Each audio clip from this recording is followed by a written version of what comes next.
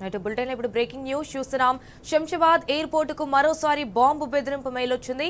శంషాబాద్ నుండి అమెరికా వెళ్లే విమానాల్లో బాంబు ఉందని, విమానాలు టేక్ ఆఫ్ అయిన 10 నిమిషాల్లో బాంబు పేలుస్తానంటూ బెదిరింపు మెయిల్ వచ్చింది. అయితే దీంతో వెంటనే అప్రమత్తమైన ఎయిర్పోర్ట్ అధికారులు న్యూయార్క్ కు చెందిన జాస్పర్ ఫకాట్ అనే వ్యక్తి బాంబు బెదిరింపు మెయిల్ చేసినట్లుగా గుర్తించారు. అయితే బాంబు పేలకూడదంటే $1 మిలియన్ ఇవ్వాలని కూడా బెదిరింపులకు పాల్పడ్డాడు. వెంటనే రంగంలోకి దిగిన బాంబు స్క్వాడ్ అధికారులు ఎయిర్పోర్టులోని అన్ని ప్రాంతాలను తనిఖీ చేస్తున్నారు.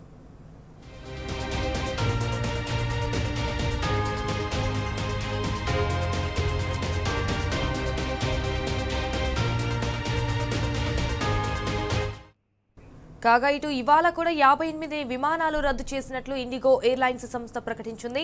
శంషాబాద్ నుంచి వివిధ రాష్ట్రాలకు వెళ్లవలసిన 44 ఇండిగో విమానాలు రద్దు కాగా, వివిధ రాష్ట్రాల నుంచి కూడా హైదరాబాద్ రావాల్సిన 14 విమానాలు రద్దయినట్లు ఎయిర్పోర్టు అధికారులు తెలిపారు. ఇటు విమానాలు రద్దయిన ప్రయాణికులు ప్రత్యామ్నాయ ఏర్పాట్లు చేసుకోవాలని ఇండిగో సంస్థ విజ్ఞప్తి చేసింది.